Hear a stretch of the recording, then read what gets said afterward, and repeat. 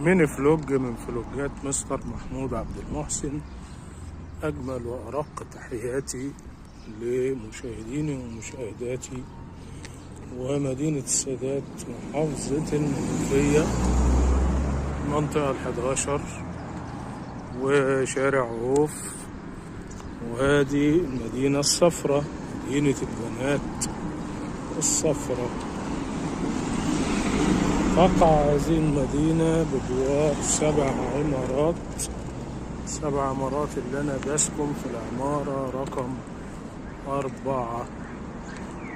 شارع يؤدي إلى الصمدي ويؤدي إلى المصانع خلفي. مدينة السادات، المدينة الجميلة اللي أنا حبيت أسكن فيها.